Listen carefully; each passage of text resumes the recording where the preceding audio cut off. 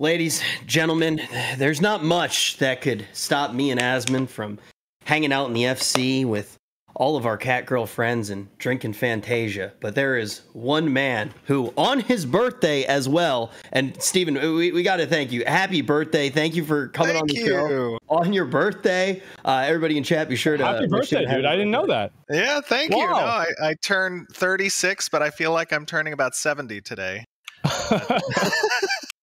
It was unfortunate timing, though. I put the test weekend on the birthday weekend, but no, I'm having a great time. Thank you. And I think a lot of people are going to be having a great time as well with the test weekend. We hit you up kind of last minute because we're very excited for the test weekend. We have a lot of questions to ask you. And I think one of the first things that we'll just jump right into this one because we don't want to. I think there's so much that we have to talk about that we kind of have to dive right in. One of the first things that I want to ask you, Steven, is going into a weekend like this, what is the focus? What is the team actually trying to accomplish? What are you going to be looking for? Oh, that's a good question. This is our first alpha of the MMORPG, and we have done a lot of work. And, we've kind of adopted this transparent development process to show our community, a peek under the hood, so to speak, because building an MMORPG is a massive undertaking, and ours is a particularly ambitious one. So, it's always good, in my opinion, to get feedback as early as possible. The most important thing I would say that, we're looking for as a development team is a lot of metrics on the core systems, on our server architectures, on performance, on stability, on, these core systems, the node system propagation, the character progression, the NPC behaviors. There's a lot of core functionality that Alpha is intending to kind of provide us good metrics with. But at the same time, it's also about, letting the players see the progress in the development and giving an opportunity for even those who aren't participating in the alpha to kind of view it from an unprescribed perspective, right? Like getting a look at it from other players, seeing the good, the bad, the ugly. In my opinion, it's a good thing to do that, because if you don't do that, like, you can get into a scenario where you've gone through the development of a game and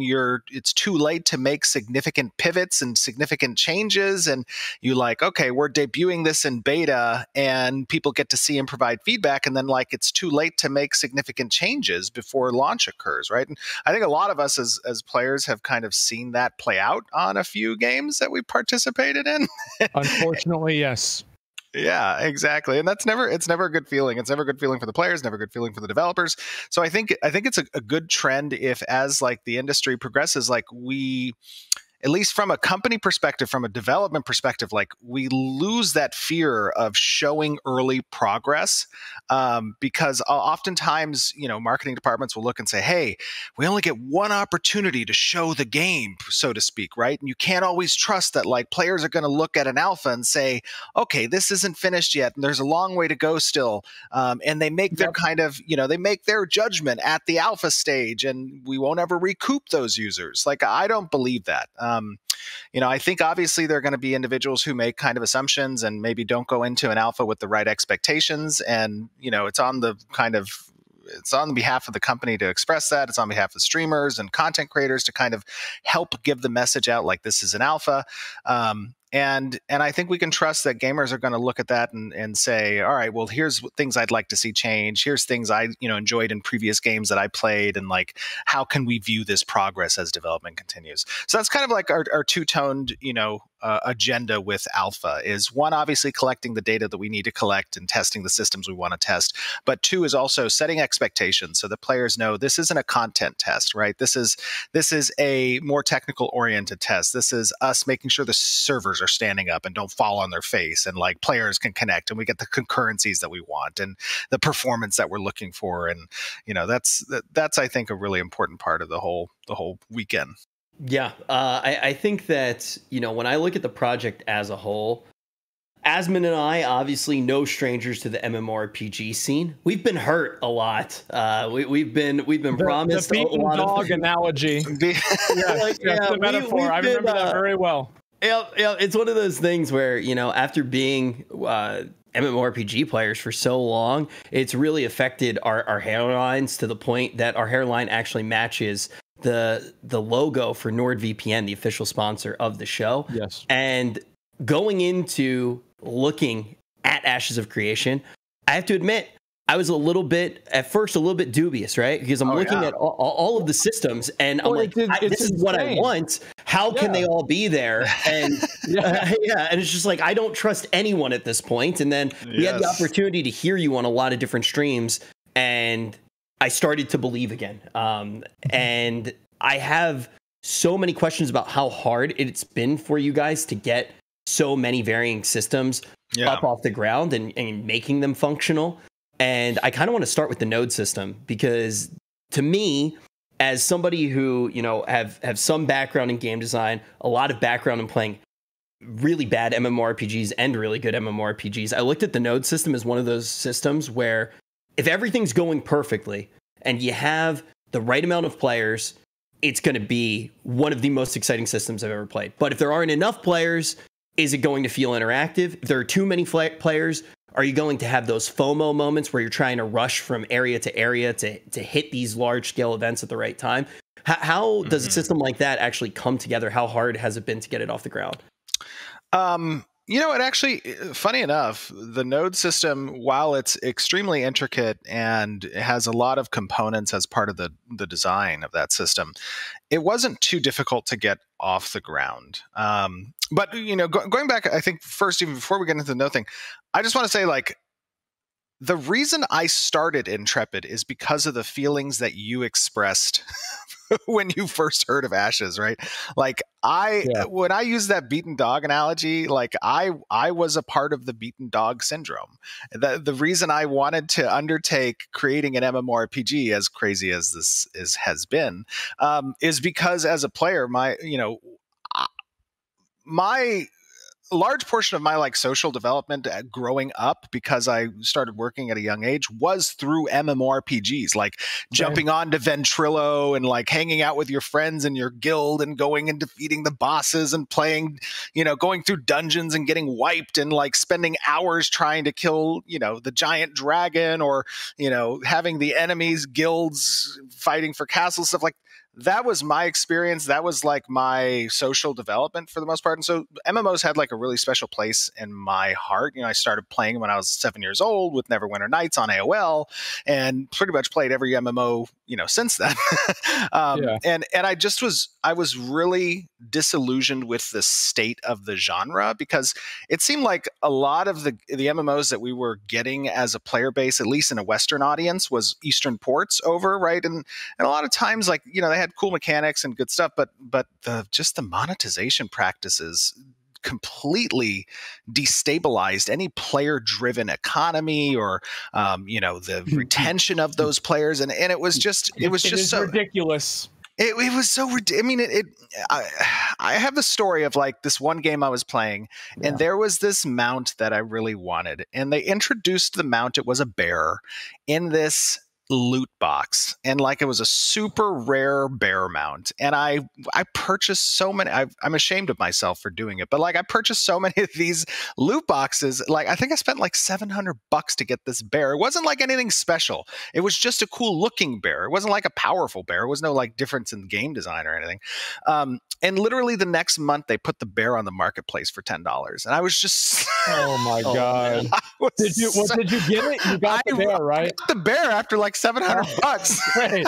And I was just so freaking pissed. And then like the next thing they did, there was like this super integral component of the economy was like these unique types of trees that you would grow and stuff. Yeah. And it was super rare. And like they introduced this like unique seedling in the marketplace that you could buy for like a few dollars, and it would have an 80% chance to get this, what would normally be like a 1% chance to get the tree thing. And I'm like, you have players and you have guilds and you have people that devote literally countless hours to setting up infrastructure on farms and to get this particular item, and it's the backbone of the economy.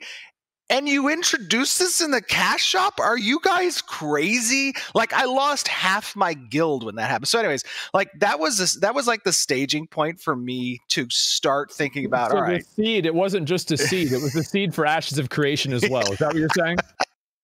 It was a seed for Ashes. That's a guy I never thought about that. It was literally the seed for Ashes of Creation. No, I was like, this is why I wanted to start, my own company, to create my own project. And luckily, it was serendipitous because I lived in San Diego, and a lot of our team, which we have an unbelievably, amazingly talented team, a lot of them come from, they're ex-Sony guys, and they worked on like EverQuest and Star Wars Galaxies and DC Universe and stuff like that. So we have a lot of incredible talent, and it was really fortunate, to be in San Diego and be able to attract that talent. But yeah, no, I mean, from a perspective, like the backbone of the design of Ashes of Creation is the node system, right? And the node system is all about like when I was thinking about the general designs for Ashes, I was like, how can we incorporate a system that helps to develop the world, and not just like the buzzwords that we've always heard, like, player-driven world, and, all these like living, breathing. Right, exactly, right? Yeah. Exactly. And then you get in and it's just like, no, I'm on another theme park ride. Like, I'm going from point A to point B, and then, those previous stations don't matter in my experience. But like, how can we keep the world changing? And nodes was one of those systems that actually I had incorporated in a previous I don't know if you guys ever play like Dungeons and Dragons or Pathfinder or any of that stuff. Oh yeah, so I'm like a huge Pathfinder fan. I love D&D 3.5, and Pathfinder in my opinion, did a great job of like extending that rule set. And there's a particular system or book in Pathfinder that allows you to like set up city development so that players, like during the off week, they can like message the GM. And I was often the GM for these campaigns. And so I started with the idea for Ashes of Creation actually was a custom Pathfinder campaign. So they would like send me like, hey, I'm setting up a business. I have like the leadership feat at 7th level. I've attracted this amount of followers, and I have my cohort, and they're like setting up this tavern, and I want to attract like people to my village. And I was like, all right, I'm going to create some custom rule sets around like how village progression can work, and like is that going to become a thriving metropolis over time, and like how do story arcs hook into that, and quest lines spawn from that based on like the location of that particular village you decided. Did you put it near like Fanghorn Forest or something, or did you put it across the mountain, and like how does that influence the encounters that you guys are going to have and stuff like that? So that was like the starting point for me from a design perspective on node systems. But node systems, they're not like any unique difficult technology, you know what I mean? They're utilizing existing tech, and they're relatively easy to stand up. It's really about the content, because what I've experienced, I don't know if you guys have as well, but like when you talk about sandbox games, I've always oftentimes experienced in sandbox games that it was an excuse for the developers to kind of like not create a lot of curated content, but rather rely on players to have this like player-driven mechanics, like political ones, or crafting and stuff like that, and not necessarily have to have a lot of storylines. But I've always felt that was cheap, because if you're going to offer the player doors, and add behind every door is just the player doing more things and not something that's given to them as a story, as an encounter, as content per se, then it's kind of a meaningless choice.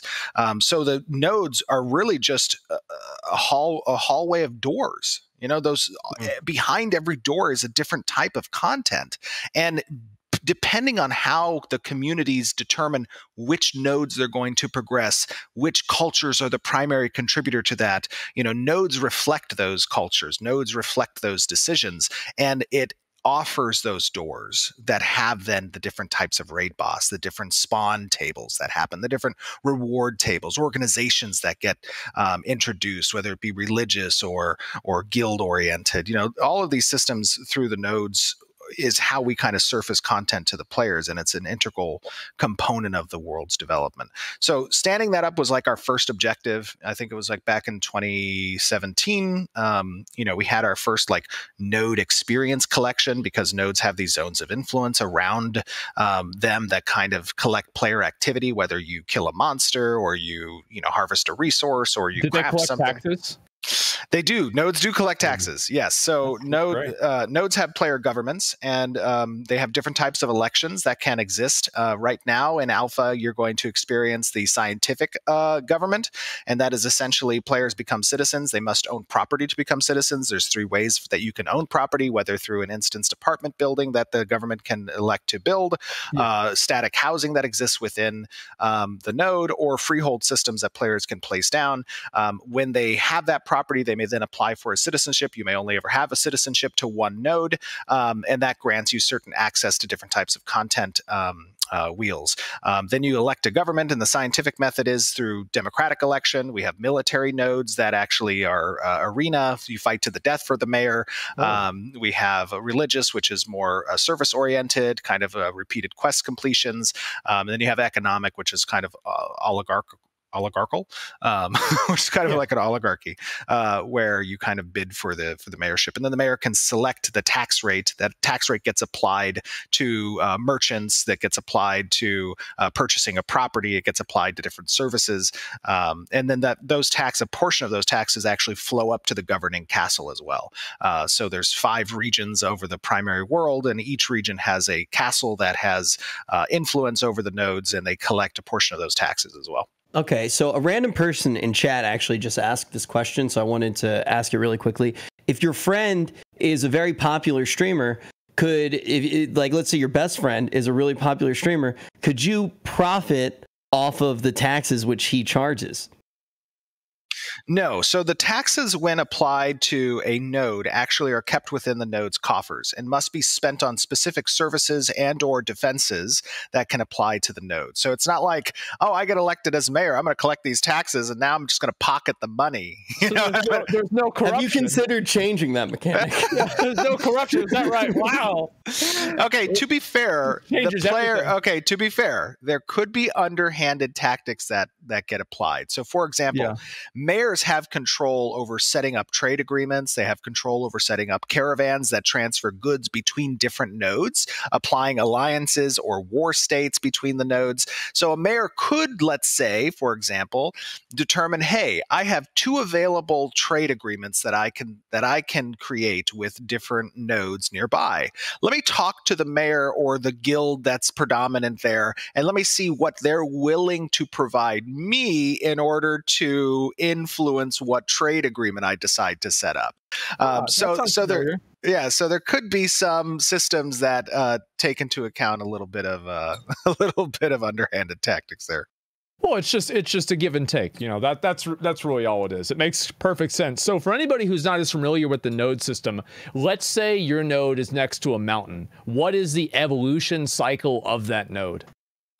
Right. So nodes share different. So, okay, in a base state, a node is not present. So like you're walking across the world, you don't see a node there. You see a landscape, you see some monsters and stuff like that. As you begin to do things and the node is collecting experience in the background, you know, it's going to propagate or threshold up to like a crossroads. Now you're going to get some NPCs there. The NPCs are going to indicate to you what type of node it is, right? The scientific, military, you know, are they going to be scholars? Are they going to be priests? Are they going to be military people, right?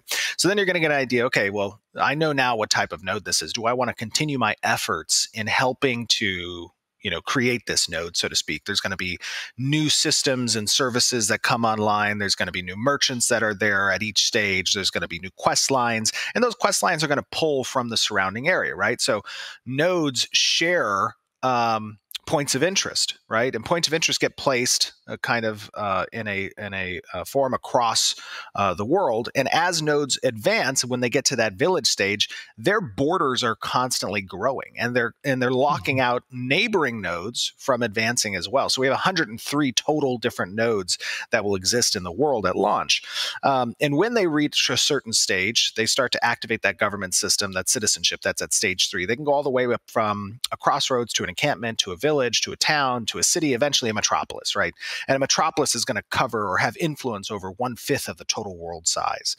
So as at each stage, they're then accessing and spawning new things at the nearby points of interest when their culture expands to incorporate that point of interest. So that means that quest hooks are going to relate location-wise to the nearby points of interest. So, for example, if your village advances near a mountain, like you said, maybe there's going to be mines as a dungeon, or there's going to be certain types of mountainous foes that come out in events and try to attack the nodes and disable services of buildings, or kill certain, like a dragon, exactly right. Or if you're near a harbor, it might be a kraken.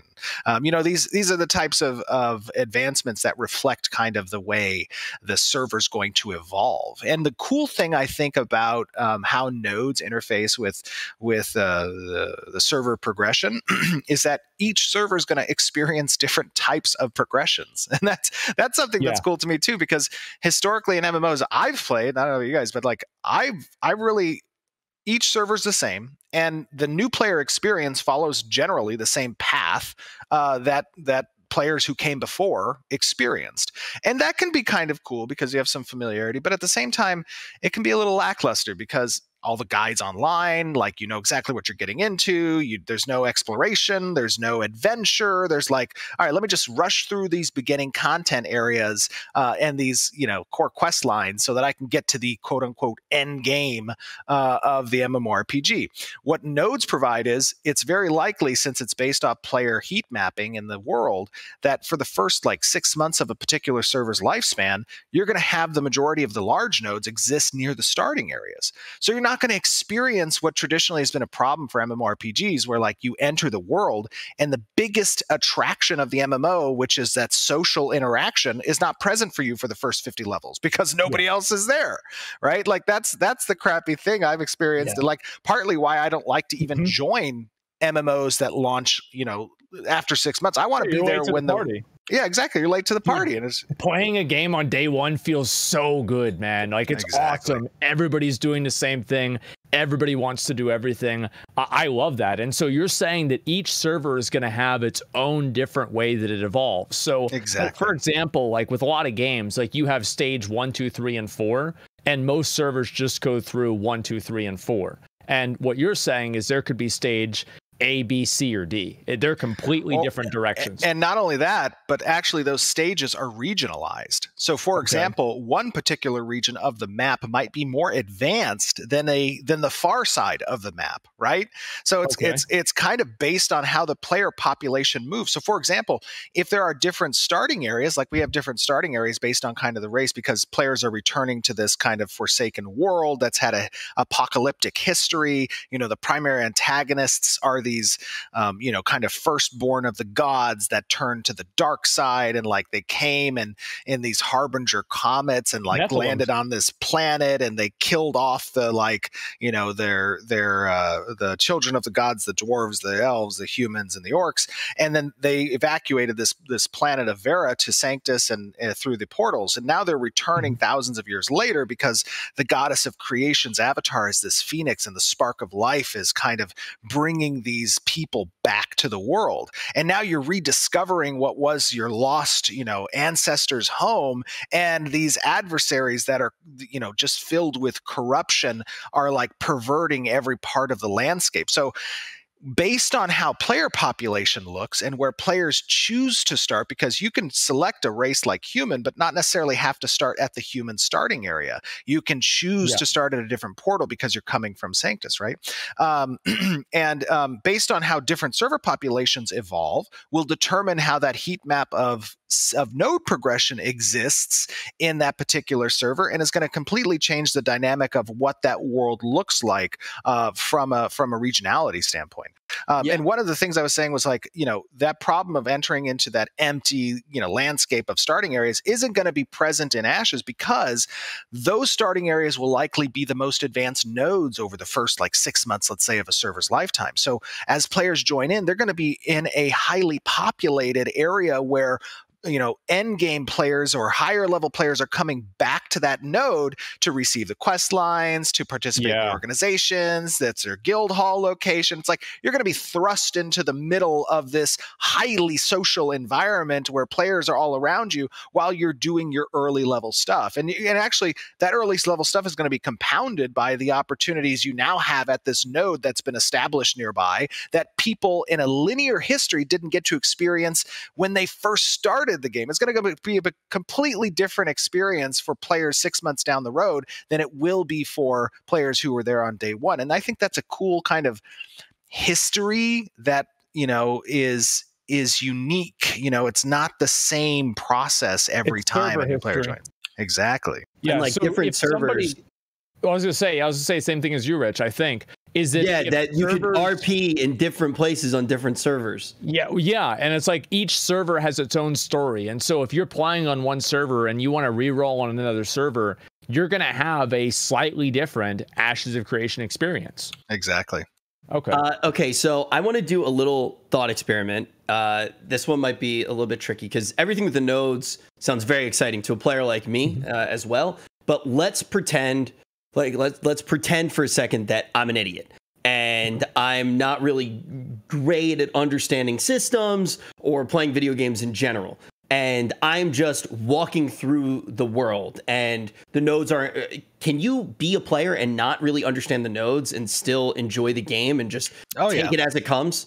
Yeah, absolutely. So, I mean, when you think about what is your normal MMO experience that we have as MMO, okay, so the MMO player base is typically an aging demographic. Unfortunately, right now, over the last decade, newer generation of gamers have joined, different genres, and they didn't get the experience of being a part of, a major MMORPG launch and like that unique social component that MMOs provide. And so they don't really know what it's, in my opinion, they don't really know what it's like to be part of that. That standard kind of experience is like, all right, I'm getting in, I have my adventuring class, I'm going to go out there and like fight, monsters, I'm going to progress, I'm going to acquire gear, I'm going to make friends, I'm going to, go from these kind of quest points to quest points, and I'm going to explore this world that I've never seen before, and I'm going to come across like materials in the world that I want to gather and then sell into the economy. Like, all of those systems exist without nodes progressing. So that normal kind of progression will exist. The thing about nodes is as you're doing that normal progression, the nodes are growing with you based on every one of those types of actions, right? They're collecting that experience that you collect as well, and that all the other players around collect. So it'll be relatively easy for crossroads to start spawning all over the world. And then it'll be, a little bit more difficult for encampments to spawn, and maybe a little bit more difficult for villages, and so on and so forth. So like you can expect on day one, crossroads are going to be present immediately. You can expect probably on day two that some encampments are going to spawn up. And then maybe it'll take like day 5 or 7 for some villages to spawn. And then maybe it'll take a couple of weeks for like a town to get up there. And then maybe it'll take a month for a city, and then a month and a half for a metropolis, right? Like these are the types of ideas we have for how node progression will work and complement what the traditional, game loop of an MMORPG is. It's not to necessarily invent the wheel. Look, we want to have some familiarity as MMORPG gamers. I mean, that's what makes MMOs. So you keep that familiarity and then you innovate in ways that complement. And that's how the node systems kind of do that. Yeah, so one of my questions is really going to be like how the main story quest like actually evolves. Like, does it avoid us? Like, for example, I've been playing game Final Fantasy, and like there are some unique things in that story. Like, for example, in my playthrough, Yashlada is my girlfriend, and like nobody else has had that experience when they actually play the game. That's true, actually, because she's my wife in my playthrough.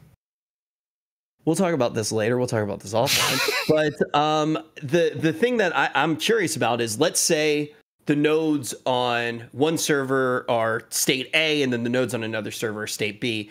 Is a player still going to have the same main story quest that introduces them to the world and introduces them to the lore? Yeah, I think you kind of tell stories in different ways, right? So we're all accustomed to having like an overarching storyline, like, why am I here? What brought me to this realm, so to speak? What's my objective? What are the like threats that are, not just apply to me, but apply to my compatriots that are, playing with me, right? That type of overarching storyline will exist. But the way you get that more personalized approach is, there's a few ways you can define that. You can define that based on culture. Like, we have 9 different races in the game. Each of those are going to have somewhat of a customized quest line that relates to their races. You have genders. You have classes. You have archetypes. You have organizations. Each of those can personalize experiences so that even if you're on the same overarching, meta story, your experiences are different along that path because you are different from from Asmongold. Asmongold might be playing, a paladin human or something, and Rich, you're playing like a mage elf, and that's going to have different types of. Thanks for not making me a gnome. Thank you for not making me a gnome. I really do appreciate that. Thank you very much. Elves are tall in here. I apologize. I think Asmongold, do you not traditionally play paladins? Are you a warrior? That's McConnell. I'm the warrior. Yeah, McConnell's the one who has to heal me. He's the paladin. I'm so sorry. Chat won't let me live that down. It's okay. I'm used to it. It's fine. A paladin is actually, second. It's fine. Actually, Asmongold, I asked my character team to provide some hairstyles for you, just so that you could take a look, kind of what we have in store, and I don't know if Pecky could provide. Oh, there we go. Well, I'm so really glad that we've spent all this time hiring a production team for the show. This really is just so great. I'm glad. This is I'm flattered, Steven. This is incredible. Well, if you just want, there's some subtle differences between these hairstyles. There's a few of them. I love how he didn't know that you were a warrior, but he knew you were bald. Okay. All right. That's crazy, isn't it? No, wait, wow. There's more. And again, you want to focus on the subtleties between the hairstyles because they're really hard to see. Yeah, I see that. You see the peach fuzz on that one? That one's. Oh yeah. It's been a few days since he's had to shave his head, right? Of course, yes. I'm fully aware of that. I had them whip those up real quick just this morning. Yeah, I didn't have a lot of notice. It was last night I found out I was going to be on the show. The team. What a great job your team is doing, man. Like that's just great. The artwork absolutely phenomenal. Yeah. Oh man, I want to talk about gear, and I haven't had a chance really to ever talk to you about the game too much. I think maybe we had like 5 or 10 minutes one time where I got to ask you a few questions, but I did get to watch all the interviews you've done. I've been watching the updates that you guys have been doing. I feel like the reward system in the game has been one that I don't fully understand yet, but everything that I've heard, I'm very interested in. So for anyone who maybe hasn't been following as much, what can they expect from the actual reward system in the game, whether it's getting gear from dungeons or anything? Yeah, so we have, again, some pretty traditional approaches to kind of how gear is going to be surfaced for players. Obviously, you're going to have quest lines that provide a certain level of gears. You're going to have gear that drops from monsters on a rare basis. You're going to have legendary gear that's going to be kind of best in slot from legendary world bosses, and then what's comparable to those best in slots is going to also be top tier crafted gear as well. And the crafting system, our artisanship system, is actually 3-tiered, right? You have gathering, you have processing, and then you have actual crafting. And you cannot be a master of all of those. You really kind of have to pinpoint where you're going to focus your mastery in. And what that does is it creates an interdependency in the economy between different focuses from players, and you have to kind of work together to create these top tier items from a crafting system. And then on top of that as well, we're going to also have gear that's accomplished through title acquisition. So for example, certain nodes will have patron religions. They'll have patron organizations like the Thieves Guild or Scholars Academy. And players will be able to progress within those organizations or religions. And as they progress in them, they'll achieve unique titles. Or for example, the owner of a castle, the king or queen of a castle, or the mayor of a node. And those unique titles will also grant access to gear that is that is high quality, and is only accessible so long as you hold that title. So it's important to kind of keep up with, the citizens that either elected you, or winning the castle siege, or making sure that nobody surpasses you in the organization that you're a part of. And those are kind of our primary methods. And then obviously you're going to have, base gear acquisition through merchants as well that you can purchase and acquire. I remember hearing this was a very early interview, but that there were actual like performance checks inside of instance content where like if you were able to not just get the boss like down, the difficulty thresholds. Yeah. So is that going to have a big impact on rewards as well? Yeah. So essentially, like as you progress through, let's say, dungeons or different types of encounters, right? The way we're approaching our NPC AI or our behavior trees for different monsters and or bosses is, there's going to be phased based responses and difficulties that you're going to have to overcome based on like the monster's health or the boss's health.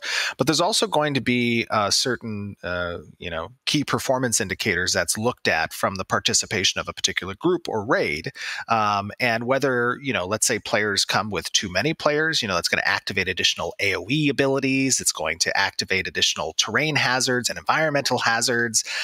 There might be traps that get spawned, and as kind of players face the threat in front of them, depending on their performance, and that performance can be related to like hit points lost, it can be related to number of deaths that happen, it can be related to speed, it can be, there's a lot of different points of information we kind of want to incorporate as part of these encounters and how they scale difficulty. And I'm not talking like scaling in the sense of like what we're used to in other games. I hate that type of scaling where it's like, oh, you're just facing the same monster at a different level, and now like its damage output and health. Has more health. Yeah, exactly. Yeah, that's kind of boring and it doesn't make sense.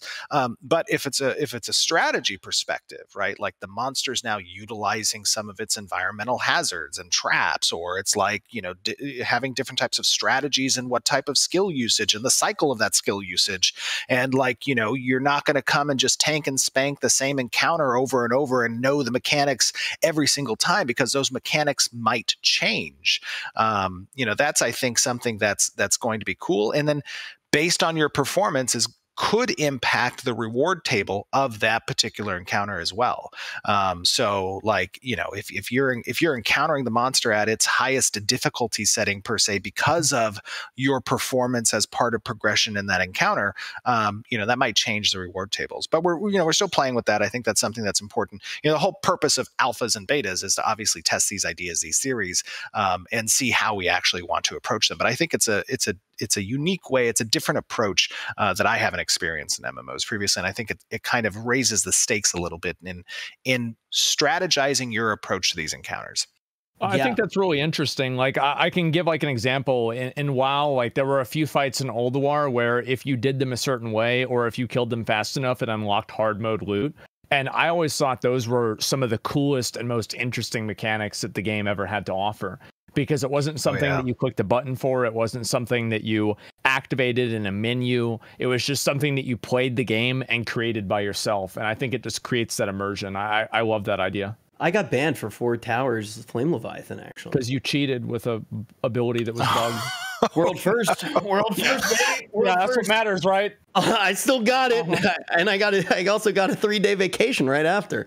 But yeah, I think that those are some of my favorite fights as well, looking back and thinking about it. So that is a really cool thing. But you mentioned it's something that is still getting worked on. You're still tweaking all the tuning knobs and things like that. One of my biggest questions with a game of this scope, and we're talking about fantastic storytelling and world building. We're talking about how the loot's going to work, big crafting systems, political systems, religion systems, nodes, all of these things. Do you think that there is a chance that in the alpha or in later testing that happens, that some of these systems might not make it to live? Like, is there a chance that some of the darlings need to be killed? Or do you think that the systems that we're seeing in the alphas are only going to be worked on and refined? Yeah, no, I think that any good development is cognizant of the fact that some of your intentions might need to be rethought. And I think like I said, the whole purpose of alphas and betas are to test those ideas, because what happens on paper doesn't always happen in reality.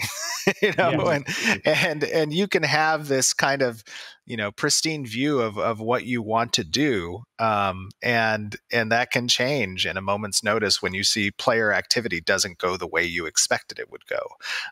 So I think part of the important part of having this whole transparent development is a two-way street of expectation from the developers to the players and the players to developers. From the developer side, like, we have this expectation that content creators and players and testers are going to surface this test with the right expectation, like, hey, this is an alpha, things can change, this isn't a content test, we're testing core systems, I'm not going to, that's an important part to communicate. And then on the flip side of that, the players need to provide feedback. They need to provide, thoughts and kind of what changes they'd like to see, and, the intentions for particular systems. And that dialogue is what surfaces potential change for what our intents were to begin with, right?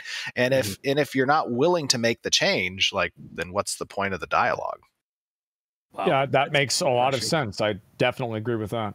Yeah. It's funny because if you talked to me 3 weeks ago, you would have heard one of the saddest boys ever. As somebody who's loved MMOs for a really long time, I felt like there really was no light at the end of the tunnel. And then all of a sudden, Final Fantasy, randomly, Asmon starts playing it, and it felt like there was this true awakening where, wait, the MMO community hasn't gone anywhere. People still do want MMOs, and it's just, we've been playing bad ones recently. I think that's been the issue, right? Is like, for a long time, I think the reason why the MMO genre has been dead is because the people that made the games killed it.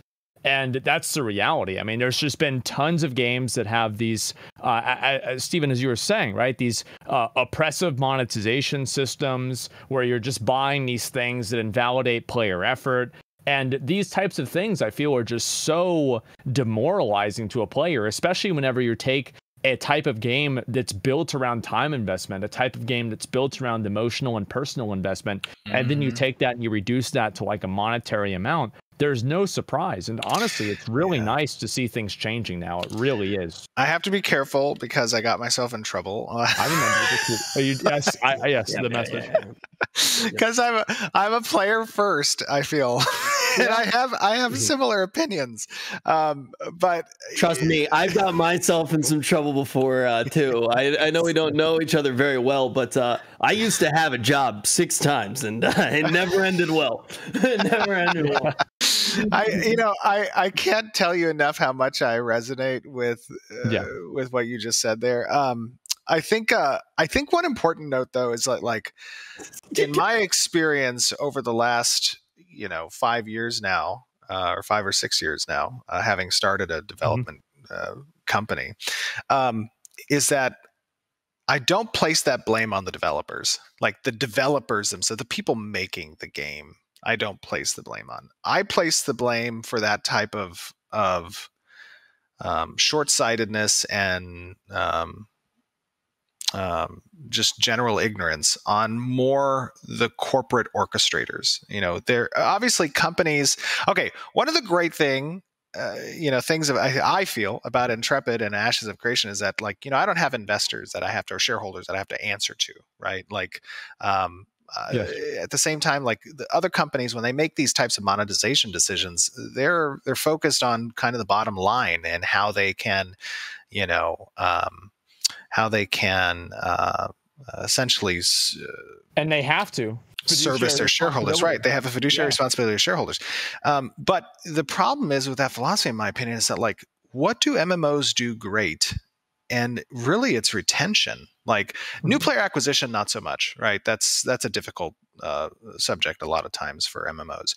But when it comes to like the social elasticity and the retention that's there, it's like, let's focus on making the game and the content really good and releasing those patches and those updates and the, just listening to kind of what the player base is saying, because at the end of the day, like your player base is the only reason you have revenue. So if you're going to continually thumb your nose at your player base and just say, essentially, hey, we're not listening to you. We're just going to sell this new shop, item that destabilizes the game economy and lose another, 500,000 subscribers or whatever. Like, how does that translate to long-term, return to your shareholders? I don't understand that aspect. Yeah. But yeah, that's always effectively the shareholders. Yeah, that's always one of the questions that I used to bring up. Like when Zach and I would have long, you could call them conversations or complaining tangents. I'm not really sure what we should call them, but we would have our long conversations about the game, both on and off stream. And a lot of the time where I would disagree with Zach, sometimes I was like, no, I don't think that there's necessarily, it's not necessarily them trying to live up to their duty. They have to just be bad at making the game, because if they were trying to live up to their duty, you need to make the best game possible. You need to have that stable platform to actually have the players even want to spend money. I'm the biggest whale ever. I think it's one of the cases where they have to meet like a deadline. They have to have this released in Q4. They have to have this released by the end of the year. And the goal of doing that causes them to cut corners. That's what I believe. Maybe. I mean, like, Steven, I literally, if the game is good, I think I've bought close to 100 bottles of Fantasia and Final Fantasy. Last night, I was trying to help Asmon install, like actually just put his code on the game. And I just went to the cash shop for no reason and bought pots and pots of dye. I stopped playing Genshin Impact, but I still log in just every now and then to just gamba a couple crystals. I'm playing Raid Shadow Legends right now on 3 of my phones. I have a legitimate problem. But you know what I didn't buy microtransactions in? WoW. Because at that point, I just wasn't feeling it anymore. And it felt like a lot of the spending, it almost felt like, I don't know. It was like, when I spend money in PoE, for example, I'm like, I helped the game. Like, I'm happy about it. Do you feel like there is a good balance of microtransactions at all? Or do you think that all in all, there's something that you kind of want to avoid? That's a good question, because over the past, years that we've been in development, even though I'm fully funding the project, we still offer pre-order packs. And I always tell people, like, hey, if you're skeptical, like if you just want to watch how the game, pans out, you're not losing anything by not pre-ordering. All we're selling really is like advanced game time and some cosmetics. There's no like, game altering mechanics. There's no quality of life. There's no pay to win. Like, there's nothing that actually impacts the in-game progression and stuff like that. There are cosmetics, and then there's game time.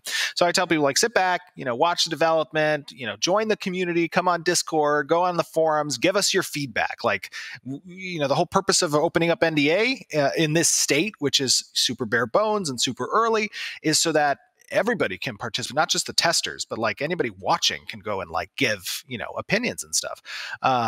But like, when I think about the approach that I took with our monetization practice, in my opinion, you want to have, there's like 3 approaches generally to MMOs. Either you can have a free-to-play game, and then when you have that free-to-play game, unfortunately, you have to incorporate aspects in which you're going to capture revenue, right? And those, and generally in the free-to-play games, the aspect you're going to take is incorporating some type of power or falsely creating a quality of life issue in order to sell a quality of life item, right? And that's just not a good experience from a player's perspective. Like, that's what we hate, in my opinion. The second component is you can incorporate a buy-to-play, right? You can have a box price, and then you can incorporate that box price per expansion, and then the beats of development really occur around those expansion launches. And that's when you get into the issues of like, all right, we need to hit our marketing deadline, or we can't necessarily take the time on this expansion. We got to cut stuff because we need a revenue event to occur within a quarter or within 2 quarters or whatever, right? And that can can create some problems as well. And then in addition, buy to plays can also be a high barrier to entry, right? Like, I don't know if I'm going to like this MMORPG per se. Should I drop $50 on the MMO and then I play a few hours and it's like not my thing? And, now I'm out $50. Like, that's the buy to play. The third is obviously subscription, right? In my opinion, a subscription is the best model for a Western audience. And the reason I feel that way is because the game is going to live or die on the ability to retain users over that period of time, which means that the content and the core gameplay loops need to be good. So you can't just capture a purchaser at the buy to play and then don't care if they leave and recoup a new audience, right? You have to continually feed content. I mean, what do they say? Like, content is king. And the reason content is king is because that's what's keeping the user engaged. That's what's keeping them having fun. That's what they get to experience with their friends and the social dynamic of it. Like, those are good things. In addition, if in our model, we're a subscription without a box price, a lot of times companies will try to double dip and they'll say, no, not only are we box price, but we're also subscription on top of it. And then now you run into the problem of, all right, hey, we have a game launch coming up. We want to attract as many users as possible, and we want them to feel like this is a 1 month commitment, not a $50 or $60 purchase per se, that they need to shell out to experience the game. And if they like it, if we've done our job as developers and where we have made a good game, right, they will continue to subscribe. And they will continue to subscribe so long as we provide additional content, make sure that the servers are performing well, all these different things. It's an incentive for the company to perform, and it is a service to the player that they don't have to shell out the large price of a buy to play, and they don't have to deal with the shitty quality of life or pay to win components that come with free to play. That's kind of the approach we've taken. Now, if games choose to have like a cosmetic shop, I'm okay with cosmetics. I think that that cosmetics, are a bridge between, as long as the cosmetics cannot be transferable, so that you don't run into issues of players purchasing cosmetics for other players for in-game services, and as long as you have better cosmetics from a quality / silhouette, from just a general appearance standpoint, that it must be achieved in game. Right? You don't just want to, like, there's some games where I played where it's like, all right, hey, we're going to really incentivize players to purchase our cosmetics in the shop because all of our in-game cosmetics are shit. It looks like trash. And the only good-looking cosmetics are in the shop. Like, that is terrible. What the reason for a cosmetic shop is because sometimes you have different degrees of players. You have casual players and you have hardcore players. And the hardcore players, they can achieve those, items in game that take a lot of time to get. And the casual players, like, maybe, you're a dad of 2 children and you're working your ass off and you only have a few hours each night, and you'll never get the super legendary in-game cosmetic achievement, but you want to look cool as well. Okay, cosmetic shops can provide that. So I'm okay with cosmetic shops as well. I think they can be an okay complement to a kind of like an optionary expenditure. But that's my philosophy on monetization.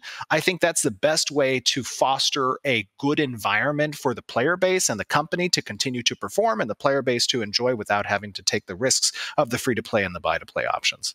You know what game had the best cosmetic unlock system out of any game, and everybody sleeps on it, everybody forgets about it? The best MMORPG with cosmetic unlocks was City of Heroes and City of Villains. That game had a fantastic unlock system, and I feel like ever since then, there have been some games that have done a pretty good job, but that game, people are literally omega lolling me, but that game had a lot of really good unlocks. And anytime I hear a developer starting to look at that, man, you had to be a really good player to unlock those cosmetics. I was sad I missed out on City of Heroes. I think City of Heroes is NCSoft, right? NCSoft and Cryptic, and I think that was where the problem was, because then there was NCSoft and Cryptic had some sort of friction, and they went 2 separate ways. They made a few new games, and then also I think Ion, Tabula Rasa, and something else was all sitting under there all at the same time.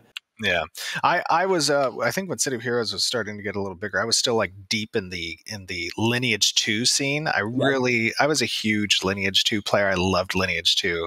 I never really liked like faction based games where you're told like who your enemy is. Because oftentimes, like in those games, I always felt like I disliked my own faction more than the opposing faction, and I wanted to like kill them, just from a PvP perspective. But then it like additionally, I feel like it just arbitrarily segmented the community. Like it's like you automatically do not experience the social interaction with half of the game's population. It's like, you know, that's kind of, I don't know. I didn't like that. So Lineage was a non-faction based game, and it was a little bit more on the hardcore side. It was also an NCSoft game. Yep. And I personally liked the more hardcore nature of it, because it made like one of the big philosophies that I had with Ashes is risk versus reward. And sometimes when you're in that kind of grinding experience, you know, a lot of people don't like grinding, and I personally was a huge fan of the grinding. But what I enjoyed is when I lost, I felt the bite of the loss more. You know what I mean? Yeah. And that Didn't Lineage 2 have a wildy system, like a wilderness, like old school RuneScape kind of wilderness system to it? um I can't remember. Is that what you meant by like the loss? No, I mean, like when you died in Lineage, you lost like 4% of your level, and you had an opportunity to like drop gear. Man. And Oh man, this is kind of crazy. And I'm sure like many viewers are gonna be like, "Damn, that's crazy." Yeah. But like, when you were like max level in Lineage, it took you like maybe a week to recoup that 4%. So when you got into like fights with other players, Damn. like you had to make a conscious decision at that point. It's like, all right, am I willing to spend, you know, a week or 2 weeks regaining what I might lose here? Like that's something that I need to know if I'm willing to do. And now it's a whole new calculation. It's not just like, oh yeah, I'll fight. Like I die, I lose nothing. You know, I come back, I respawn, whatever. But like here, it's like, no, you're gonna have to grind this back out again. So you better think twice. Yeah, I've had the same thing happen with Rust, where it's like you have to assume that if you lose this, you're losing all of your best weapons, you're losing all of your best armor. And the other really interesting thing about a game like Rust is even if you win, you're still going to have to spend a bunch of rockets, maybe for demolition. You're going to have to spend a bunch of ammo, and you're probably going to still lose some stuff. And so is there going to be any elements of that where there's some investment into the sieges? Because the sieges are probably one of the most interesting things to me. I think Lineage had those too, and some other games have as well. And I know that like for many MMOs, it's hard to see those. It's hard for the first M to really happen, the massively multiplayer part. That doesn't usually happen. And so what is the scope of those sieges, and how do those work? So our intent for sieges is to have a 250 versus 250 battlefield. And in alpha, we have achieved a battle of about 350, and the servers were performing relatively well. So we were pretty happy with that. On the players' side, there's still some additional like rendering, culling, and optimizations we have to do on rendering, right? So like client performance is something we need to focus on that we haven't yet. But on a network, and again, you know, like I said, this is a primarily technical alpha where we're testing a lot of our core architectures and systems. So seeing that at this stage is very, very good for us. Now, I would love to be able to push that to like a 500 versus 500, but I'm not, you know, I don't make any promises to our community. That's going to be our objective to see what we can do. But that's kind of the intent there. And, you know, when you talk about like what's generally going to be the player versus player component, like from a PvE perspective, we have a lot of, you know, giant raid bosses, world raid bosses, and dungeons that you're going to progress through, and the crafting systems, and like, you know, encountering of these scaling and difficulties and events that occur, like a lot of aspects there. From a PvP perspective, we have a flagging system. So generally what that means is like in the open world, you can attack another player, but if you kill another player, you're going to acquire corruption, and corruption is a super bad thing to have. You're going to take 4 times the normal death penalties. You're going to potentially drop your gear. You're going to be on the map for bounty hunters to find you. Oh, wow. You know, the more corruption you gain, you're going to have a decreased efficacy in PvP, where your skill output damage is going to be slowly reduced. That's going to be cumulative. So, like, even if you PK someone and like lose your corruption, your next PK is going to acquire additional corruption. There's going to be a significant guard when it comes to, you know, killing players who are outside of a certain level range of you, and that's going to just boost your corruption up. And you know, there's something there that's, I think, going to significantly deter open world PvP. But the desire is to encourage players who want to participate in PvP to participate in systems that are focused around PvP. So castle sieges, you're not going to lose, you know, you're not going to get experience debt in castle sieges because you opted into that system. Caravans, you know, as people move goods throughout the world, they take the risk of other players finding them and trying to steal their goods, to kill their caravans, so to speak. You know, very kind of reminiscent of the transporting of goods in like Eve or Arcade, right? And additionally, there's like guild wars where guilds can declare war on each other. You're not going to take experience debt there. You're not going to drop materials and stuff there. There's node wars that exist. There's arena systems.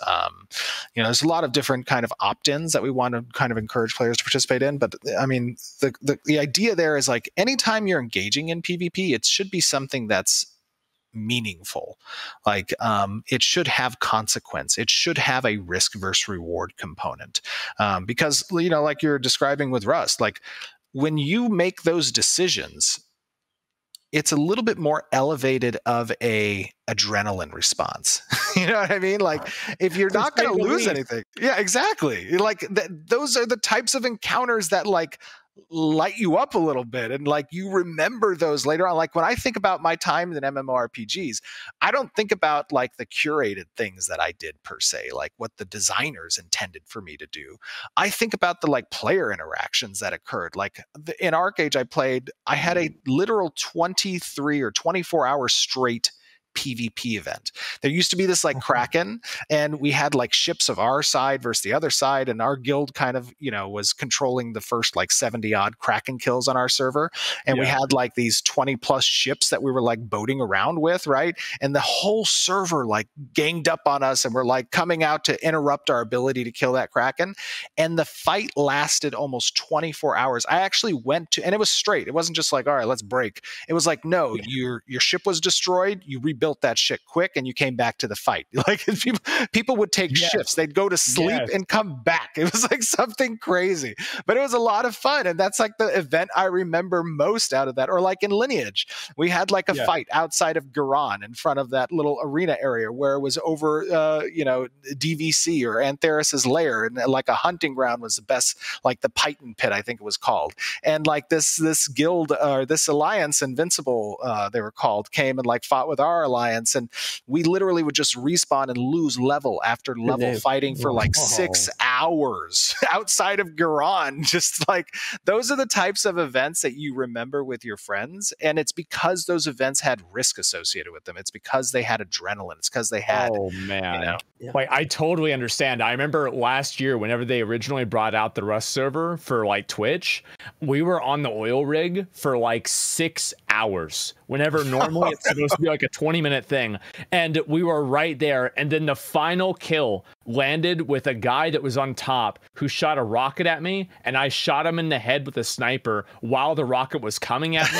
And we killed each other, and we rushed back, and we collected like 50 sniper rifles. It was one of the coolest and most badass experiences I've ever had. And I will never forget that. And I see like the siege that you did, and you guys have obviously siege weapons. You have trebuchets, you have ballistas, you have all this other crazy stuff, catapults. Wait till we get the golems in. All right. Yeah, I like you guys. Yeah, no, I was just gonna say, like you guys, I have like a lot of those moments in video games, like those really hardcore memories. I actually used to play like a lot of Toontown, and I had this one memory when we dropped a piano on this cog's head, and it was actually one of the best memories that I've ever had in a game. But I do want to ask something about the corruption system. Sure. Let's say you have a bunch of people who are just targeting you. Now, all of them have different corruption, right? It's because they're different players. They're not necessarily working together. Is there anything like a flag on a player, or almost like a kind of like an anti-corruption, I don't even know what you would call it, that protects one player from getting griefed continuously? Or does it really just come on the corruption of the player who is doing the action in the first place?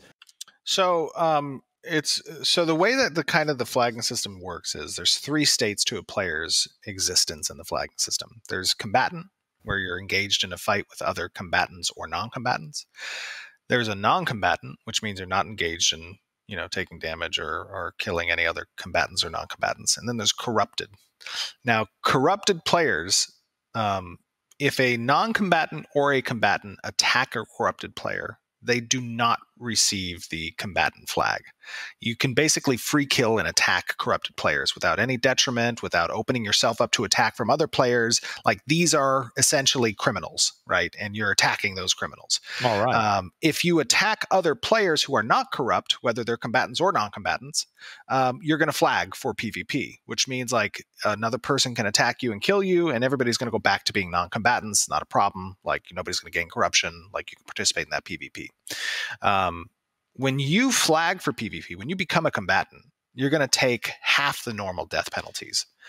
So we're incentivizing, we're encouraging people to fight back. Like, if you want to participate and fight back, that's good. And then the defense mechanism for non-combatants who choose not to fight back is that if anybody kills them, they're going to gain that corruption, take 4 times the normal death penalty, accrue 4 times the normal death experience. They're going to have to die in order to remove that corruption. They can lose their gear potentially. They're going to drop 4 times the normal amount of materials and or gatherables. So that's like the defense mechanism for non-combatants. Like, people traditionally aren't going to do that. Now, this is, there's some similarities, I think, between other flagging systems that have existed. For example, in Lineage 2, there was a karma system, and you really didn't see, there were players that did, PK and stuff, but you really didn't see it prevalent. You didn't see it happening all the time. We have additional protections as part of the corruption system. So, for example, bounty hunters exist. Anybody can participate in the bounty hunter system. They can be flagged as a bounty hunter. Bounty hunters will see at all times any corrupt players on the world map, so you can literally hunt them down. And additionally, corrupt players are allowed to fight back against the bounty hunter if they're flagged as a bounty hunter without accruing additional corruption. So it's kind of like a cat and mouse, and there's quest rewards for people who can achieve killing other corrupted players or even killing the bounty hunters. So that'll be kind of fun, I think. But yeah, no, the idea is, again, to decentivize PKing, and the corruption system, I think, is going to accurately do that. Now, obviously, that gets tested, right? That's something that we need to test. It's something that we need to vet as part of Alpha 2 and as part of the betas, and we'll make changes as necessary. But the idea, again, the concept behind there is disincentivize PKing, encourage people to consensual PvP, and to participate in opt-in PvP systems should they choose. But at the same time, again, going back to risk versus reward, if I'm out in the open world and I'm out there and I find a rare spawn of some type of resource, and some dude near me is like, oh shit, I want that resource, and they're like running up to grab it, and I just finished mining it, and I'm like, nope, later, sucker, and I run off. What's their recourse, or what's the risk to me? There needs to be some inherent risk present, because it creates that adrenaline response. It's like, oh, I'm trying to make it back to town so I can deposit this in my warehouse. Who's going to capture me? Who's going to get me as I'm on my way back? Because we don't have fast travel systems. So when you're traveling, you have to use faster travel, such as mounts or flight paths from node to node, or if a metropolis gets spawned of a scientific type, then you can have teleports between its vassal nodes. You have to develop that stuff. So it's not like I can just yoink the resource and teleport back to town. I'm good to go. You know what I mean? Yeah, I definitely do. And I'm assuming this also works with naval things as well, because I'm sure there are islands out. And I think that's one of the really interesting things about Ashes of Creation, because I've never really had the opportunity to play a game that really has a fully fleshed out naval system. So what is the scope of how big of ships can you build in Ashes of Creation? What's the biggest ship you can make? How many people you can make capital ships. You can make large, very large raid size, 40 plus players that can be on a ship. And the intent there is ships in and of themselves as vehicles, right? They open up an entirely different type of experience than what you would have on land. And it's a completely different tactical engagement when you're, on a ship and you're encountering an adversary, or even for the PvE components of what exists out in the water. I never really, I don't know if you guys have, but I've never really experienced, I felt a game that did like water combat well, an MMORPG that did water combat well. I always felt like it was awkward, like movement was really awkward for the most part in a lot of or either it was just like, it was like an on-screen effect. Sekiro. Sekiro, I think, does relatively good water combat, but there's not really a whole lot of change there. It's really just, you can just move faster underwater. But other than that, there are very few times where water combat doesn't just, like, the water level isn't the most hated level. Well, right. I do feel like in MMOs in particular, some people are saying Guild Wars 2. I played Guild Wars 2, but not enough to actually experience whatever you guys are referring to. But yeah, I feel like water always does feel clunky. Yeah. But people are always excited for it. They're always excited. Like, even after WoW put out some water levels that were like less than great, anytime that they would say that they were doing it again, everybody was like, all right, this is the time. It's going to work. People want that underwater level or that water level. Yeah. Yeah. And I think the reason why that desire is there is because you have this like standard gameplay experience that's on land. And to experience something different, just to get you out of that element of, the same loop over and over, is, I think, a welcomed reprieve from like your typical experiences, right? So the way we kind of approach from a ship perspective of like how we're going to allow players to construct these different types of ships is there are many different ship classes, right? You have these individual based kind of ship classes that you can construct where you might only fit 1 or 2 people on board. They're going to be faster. They're going to have different types of abilities. They're going to have different type of ship components that you can construct and place on the ship. You're going to have group oriented ships where maybe you're going to be able to fit like, 8 to 10 people on that ship. And they're going to have their own aspects. And then you're going to be able to move up to that multiple groups and eventually raid size ships. Each of these ships have like construction and destruction states that you're going to have to partake in. They're going to have components that you'll be able to construct and place on the ship as well. Are they going to be more offensive? Are they going to be more defensive? Are they going to have utilitarian components to it? Kind of adhering to almost a trinity in ship design, right? So like something that correlates to your adventuring class in these ships as well. And then you're going to have treasure hunting that you can do out in the ocean. You're going to have treasure maps that you can find, and you'll be able to like dig up and find out there. You're going to have like sea raids, bosses that you'll be able to encounter, which will have a more mechanical component in how it relates to what the ship is doing versus what your adventuring class is doing, right? And that's, I think, going to be something fun as well. And I think the cool thing about water systems in general, especially when you're talking about an economy-driven game that has the movement of goods as an important component of how you utilize the artisanship system, is it creates multiple routes by which you can take these goods, whether through merchant ships or through your caravans transitioning into those merchant ships, and it makes a more dynamic battlefield if other players want to mess with you, right? Like, I think that's something that's cool too, and it provides a different source of threat than what you're accustomed to. Yeah, I think one of the cool things, anytime we all get to have a conversation together, and one of the reasons it's so fun to talk about video games with Asmon is after you've played, or done 10,000 hours of something, you have a lot of references which you can point back to, right? So when I'm hearing a lot of these systems, it's like, oh, wow, this does feel like some of the things that I've heard about in Lineage 2, or, oh, wow, I remembered something like this in ArcAge, and also Eve is another game that I hear in my head a whole bunch. At the very beginning, though, of the episode, we mentioned that it really does feel like a renaissance right now for MMORPGs. The king has been World of Warcraft for a very long time. Now people are trying to look at different experiences, trying to have these new adventures. And not only is Ashes going to be having the alpha this weekend, but there are a bunch of new MMORPGs going on. And as you're going about development, how much attention are you paying to these other games? Because I've always felt like that's one of the most interesting balancing acts of being your own thing that creates a game for the people who love that game. And it's like much more niche. Like when I play old school RuneScape, it's a skilling game. I'm sitting there and I'm going to be leveling up my skills, and that integral progression, that feels good. Whereas WoW is a completely different experience, right? Where it's all about getting the loot, or if you're Asmongold, it's all about getting mounts. So how much are you looking at these other games and saying, wow, this is what the current player base wants right now, and how much are you staying in your own lane? Yeah, that's a good question. One of the things, like I said at the beginning, MMORPGs are hard to make. Ours is a particularly ambitious one, right? I have a lot of experiences across many different MMORPGs that I've played, and I rely on those experiences obviously to influence kind of the game design that I have for Ashes of Creation. At the same time, a lot of projects fall into a significant scope creep. Now I feel like our scope is already big enough, so I don't really have to worry too much about the scope creep component of it.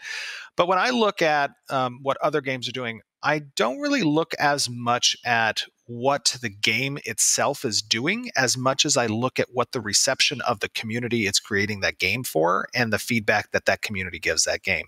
So I love to see when games come out and they debut like, all right, here's our beta, here's our alpha. And then I go and I read the boards, I go and I read Reddit, I watch the Twitch channels and read the chat. And I like flood myself with what's the community reception?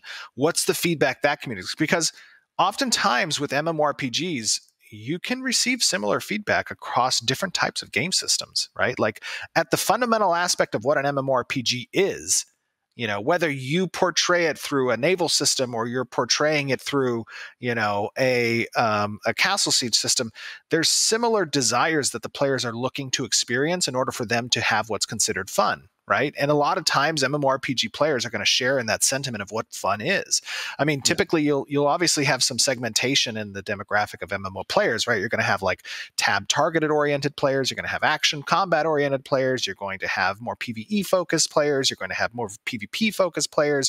You're going to have crafting and resource gathering. You're going to have farming.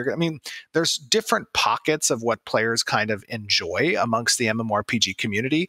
And it's good because in Ashes of Creation, like, yes, we have a lot of ambitious goals from a system standpoint. And, we're taking our time because we don't have a publisher breathing down our neck. We don't have an investors breathing down our neck. We get to spend the time it's going to take while keeping the scope dialed into what we've originally focused on. And we get to make sure that that's polished and that it gets developed and that it gets created to kind of our satisfaction and to the player's satisfaction. And that's the whole reason why we're doing this. I know I always see players. Okay, it's funny because we announced the project back in 2016 and we went and we had in 2017, we had a Kickstarter. And the purpose of that Kickstarter was to incorporate some additional components that I didn't necessarily have incorporated and to kind of get a nice platform from a marketing perspective also of where we can attract an audience because we're a brand new IP, a brand new studio. And I don't want to necessarily spend money on marketing when it's not time to convert yet, so to speak, right? We're still significantly in development. So, the outline of what the game's going to be and kind of approaching the audience, do these things resonate with other MMO players? Or am I like this one-off, weird oddity of an MMO player? And it was good to see that, no, a lot of people want to see this, right? Like right now we have millions of pre-registered users and we haven't spent a dime on marketing. and that's a cool thing. Why? Because it's been a grassroots growth, meaning that every month for the past 4 years.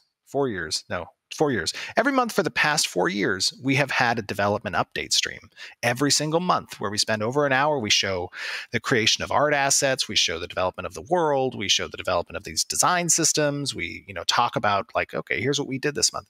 And I always tell players hey, back in 2017, we had a large list of skeptical communities, right? Whether it was on Reddit, it was on MMORPG.com, whatever. There was a lot of people out there that says oh, this is too good to be true. They're never going to do it. Oh, it's a scam. It's what does he know about game development? Unreal Engine can't handle that many players. There's every single possible criticism that existed for the development of the game was present on some board somewhere. And then as we continue development and we show progress and we show, how this game is coming to life, those voices started to subside, right? And like right now, as we're going into this alpha, we're still going to get a lot of people out there that it's like, oh, there's nothing in this alpha. It's bare bones. There's no content. Well, I mean, that's not the purpose of the alpha. This particular alpha, its purpose is to substantiate what our core systems and architectures are. And you can see over the last, just looking a year back, how different the game looks. You can go on like our YouTube and you can see like a year ago, wow, like there's so much difference in the actual presentation of this game and what's present in just 1 year's piece of time. Like giving it time, the hope is that players are going to look and they're going to see what's possible as we continue moving forward. I mean, we have now over 100 developers working on the project, not to include, the teams that we work with that are outsourced as well. And we're growing as another part of it. We're trying to hire another 50 or 60 developers over just the next few months as we get back into our studio. So, COVID definitely was unfortunate because even from a business standpoint, it was difficult to onboard people remotely. But I thought we did a very good job. I think we onboarded like 30 people over the last 12, 13 months, which was really good. So like part of this, part of the whole process is just letting players sit back and watch and giving them the opportunity to give that feedback and to put their voice into it, because we all have different experiences. We all have different backgrounds. We've all experienced things in different games that we've enjoyed. And there's a large selection of games out there that do things differently. And it's good to take player kind of experience into account as you're developing these things. Yeah, and I think a lot of the things that you're alluding to is really these emergent moments that can come from player behavior, the player being an agent of chaos, and that's where the memories really come from. But a thing that I've seen in MMORPGs in particular, because of the scope and everything it takes to really keep the ship afloat and to make the money come in, and obviously you've talked about how your game is a lot different because of how it's funded, but sometimes a player base, the emergent behavior ends up going in like a completely unexpected direction, right? Like you make a game that's combat focused and now everybody's ERPing, or you make a game that's economy focused and suddenly everybody's ERPing. right, suddenly PvP focused and suddenly everybody's ERPing. Oh yeah, it happens. It's a lot of ERP in general, but I'm sorry, go ahead. I went into, for example, when I was doing like testing for New World, for example, I went into that and I was like, I'm gonna beat shit up. I'm gonna cast magic spells. And by the end of it, I was like, I'm crafting. That is all I'm doing. And I was just sitting in town and I was just crafting. Rich and I have an agreement. I will be the person that goes out and gathers everything. And I'm the one that slays the dragon. And Rich is the housewife that just stays home and makes me weapons. Yeah, and it's that's a sweet setup. Yeah, it transcends games. It's at this point, it's just a living arrangement at this point. But my question for you, Stephen, is when you look at the player base, what happens if all of a sudden all of that emergent behavior, it's all around crafting, for example, and they feel like Ashes is, geez Louise, get that off the screen, please. Calling us out here. Will there be a marriage? No, okay, so let's say that every single There'll be marriage in Ashes of Creation, by the way. I'm sorry, go ahead. We already, Asmon and I already agreed. We already know we're getting married in the game. We're just waiting for it to come out. But one of the things is if you have a player base that all of the sudden, like, let's just use crafting as an example. They are obsessed with crafting. Everybody's crafting, saying it's the best crafting game. Do you think that there's a world where some of the other systems slowly start to peel off and you focus on that aspect of the game? Or do you think that the vision of the game is something that will remain the same over time, no matter what emergent player behavior comes out? Because I just feel like the scope is so big, and that's one of the reasons I'm curious. Yeah, I think that one of the ways you balance a game that have many different divergent systems and or progression paths, like Ashes, is that you need to incorporate as many interdependencies as possible between those systems.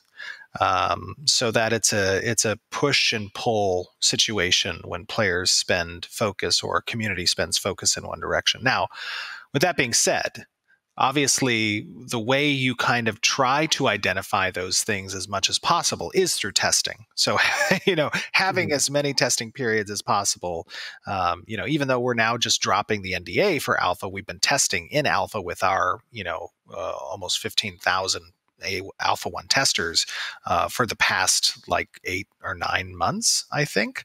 Gosh, I might be wrong on that, but like you will find some of those things, some of those focuses of players. And that's also one of the reasons why you don't always want to have a heavily QA, just like a, you know, hired QA team, because they're not going to have the response, the interest that normal players are going to have all the time.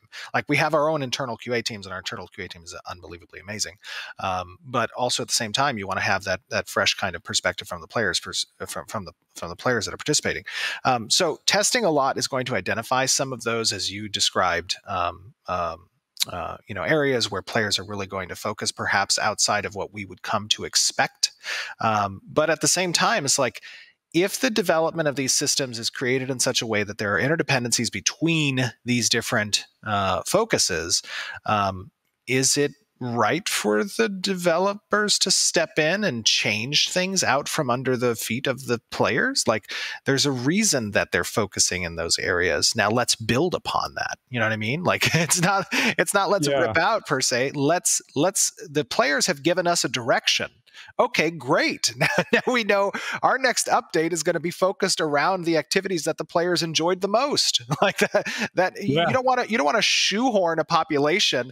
Okay, you're going to like this, and if you don't, you better. Yeah. It's like if you don't, we're gonna put our foot in the sand, and we're going to tell you that this is how it's going to be, and you're going to like it and eat it. Like, make it required by an achievement or something like that. Right, exactly. Like, no, the players are giving you valuable feedback in that focus, so let's capitalize on it. Yeah, I feel like that's something that we've seen too much in MMORPGs in particular. I feel like you don't see it in other genres as much, just because MMORPGs are much more reward focused a lot of the time. I feel like you see like, okay, this is the new system. Because it's the new system, it's going to have a fantastic reward. And whether you like it or not, you have to play. And to be completely frank, that's bullshit. Like, I mean, that's that's not what it is. That's not the way that this is supposed to work. Like, developers make. Let me tell you something that's been intrinsic across every developer I have hired at Intrepid. Is their passion is to see the excitement and smile on the player's face they're making a game for. People don't join the gaming industry because they want to make a bunch of money. People join the gaming industry because they take heart in what players are experiencing that they've had a hand in creating. Like, that's the ultimate sense of satisfaction. It's the ultimate sense of reward for any developer. So when those decisions get made, again, I'm going to say that it's not the developer's fault. It is the corporate, greedy, blood-sucking overlord that is stepping into the development team and saying, you must do this thing, and this thing must be on my desk by the end of this quarter. Like, that is not, I mean, and you know, I'm not trying to like put on blast any particular company or whatever, but it's like, that's what led me to want to create Intrepid. Yeah. It's like the developers are like trapped running around like ants in a maze, I would say. And it is, you know, I actually, the corporate structure is putting up the walls. I think that's pretty much what we're saying. Yeah, look, I went to school for game design, right? And the thing that you said, Steven, you don't get into game design to make money. The second that I got out of school and saw how much those game design jobs and like just general jobs around gaming paid, I was like, you know what? I think I'm going to turn on stream. And it was like, screw this shit. There are a lot of incredibly passionate people that you will meet in the indie scene. And even if you walk into a AAA, you're still going to meet a lot of those people. And the thing is, though, is just the reality of the job. I actually think one of the worst things about the jobs in game design, I feel like the bigger the company, the more likely you are at this point to have very inexperienced people who start out in QA and just slowly work their way up. And then all of a sudden they're managing a project that they're really not, they don't have the skill set necessarily to be in charge of. I feel like that's there's like a term for that where people keep getting promoted to a point of incompetence. Well, because they're good at their current job, they get promoted up to the next job until they're not good at the next job, because that's whenever they stop getting promoted. And like, it's definitely an issue. I see that happen with a lot of principle. Is that what it's called? So what? I'm not sure. Peer principle. The peer principle. Maybe it is. And like, yeah, I think overall that's definitely been like a struggle with gaming in general, is that like there are so often times where there are changes made to games and things that are added into games that are purely made for, I mean, this is to make money, right? And there's no way that you can explain like, how is this good for players? There's no way that it's good for players. It's just, this is a parasite on the player base. It doesn't help anybody. And it actually like, and I think like the example that you gave with like the cosmetics is definitely true.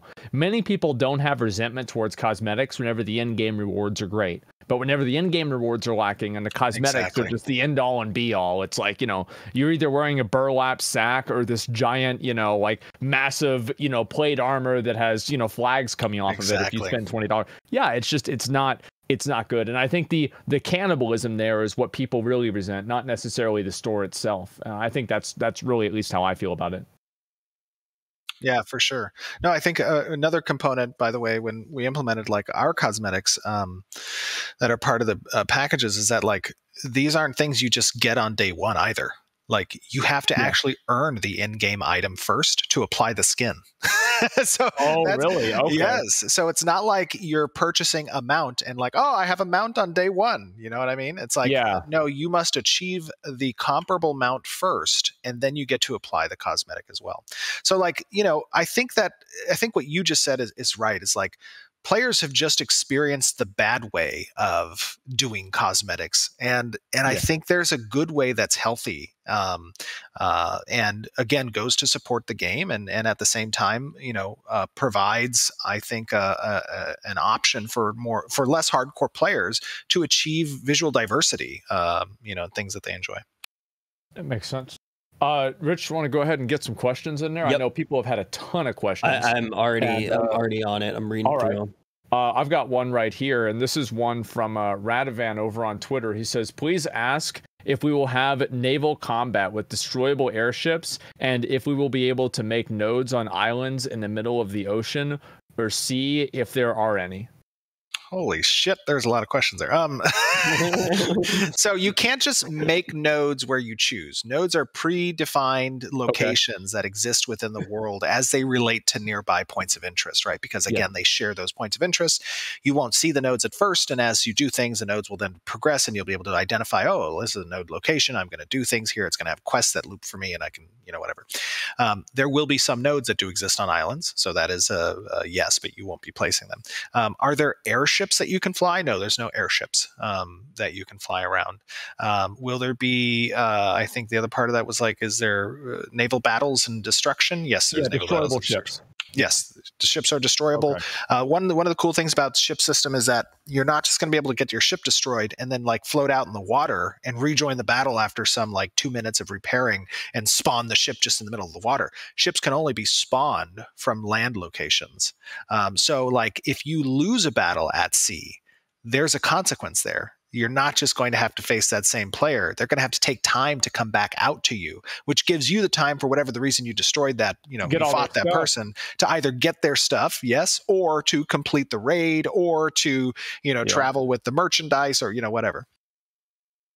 Yeah, that's happened. I remember in Rust, we killed this guy's ship as he was like out at the oil rig, and I saw him swimming back by himself in the water, and I felt so bad shooting him, because he's a friend of mine. But you put him out of his misery. Otherwise, he would have swum all the way back. Yeah, I did. I had to do it. You did a service. So yeah, that's awesome. I think that for me, like the naval battles and the stuff, the reason why I think it's like so like really compelling is that like, you know, what is it? Like only 13% of the ocean has been mapped out. So it's still like an unknown in a lot of ways to people. Have you seen that UFO shit? Where there's like UFOs flying in out of the water? Yes, I'm telling you, you need to go rewatch The Abyss, because there's some freaking underwater like alien civilization that's just watching us. Maybe we're in like a lab experiment. Yeah, exactly. No, I've heard about that way too many times from my mom. She's very into that kind of stuff. Oh, I'm super into that too. I constantly share video. I share videos with my team, like on Slack all the time. I'm like, look at this one. This is a UFO. And they're just like, yeah, Steven, there's no UFO. I know it is this time for sure. Yeah. It's not a photo glitch. No, it's UFO. 100%. Like ancient aliens kind of stuff? I mean, I don't know about the whole ancient aliens thing, but like, I don't know. You just like watch these like pilots that are like Navy career pilots, and they're like emphatically saying like what we saw is not possible with human technology. Like, I tend to listen to what they're saying because they seem credible. But anyway, sorry, we're going off on alien topics. Oh, expansion, right? We're talking about aliens, you know? Absolutely. There we go. There's the airship. They're not airships, they're flying saucers. They're spaceships. Right? Yeah. All right, Rich, you have a question? Yeah, so I know that this is something that you've already spoken about on the show, but I do think it is a good thing to go back to. There were a few questions basically saying, is there any level of nerves going into this alpha weekend? Oh, yeah. Absolutely. No, incredible nerves. Like, I think I was up till 3:30 last night testing with testers in our Discord. And I had to get up at like 6 this morning because I couldn't sleep. We have like a last minute bug in the build that was like, I'm like, what is this bug? How did it get there? And like, I think we've solved it. Hopefully. I don't know. I had to leave the studio for this, but hopefully everything's not burning down right now. But no, I'm just kidding. No, yeah, there's a lot of nerve. I think the biggest nerve and probably the biggest help amongst like the community that's watching right now and our Ashes of Creation community is helping to set the right expectation again for the alpha. Like, again, this is our first alpha. There's not going to be a lot of content. Yeah, what can we do as like players and streamers and also for viewers? Like, what can we do to make this alpha as productive for you guys as possible? I mean, so what we're really looking for out of players is to kind of run through that progression. We want to do a lot of density testing with like sieges. We want to have players kind of move throughout the world to experience the progression systems, to experience kind of, utilizing the launcher, the patcher, connecting into the server, testing what our server architecture feels like, testing what, skill usage is going to be, playing the different types of classes. So like not just sticking with one, but making new characters and kind of running through that, going through the questing systems. Those are kind of what our objectives are. We'll be watching everything on the back end. We'll be taking into account this data. What I would say from a content perspective and from like a streaming perspective, when you're showing your audiences this, it's super important to remind them that like our process of developing this game is very different than what they might be traditionally used to. When players in the MMORPG genre see or hear the word alpha, traditionally they're expecting a localization alpha, which is essentially a Eastern ported MMORPG that's already been launched, that's already been in service. It's a completed game, and it's being brought over to North America or to Europe, and they've gone through a localization pass, and they're saying, hey, this is alpha because we would like to sell you this alpha package, and that you get to early access to the alpha package. But in reality, you're buying a completely finished game. So like our approach is completely different. This is still a developmental alpha. This is not a marketing alpha. We are in development. There is a lot of change that's going to occur over time to the project that's going to completely redefine the aspect of the game and the visuals of the game and all the content that's going to be incorporated. So making sure audiences know that they're coming into it with the right expectations, that's a super important aspect of this alpha. There are going to be components that might feel boring, but like that's what we're looking to collect data on, is things that players are doing and doing with each other in a dense location. And that's the important part of it. You're a new game. These things happen. Exactly. Yeah. Yep. There you go.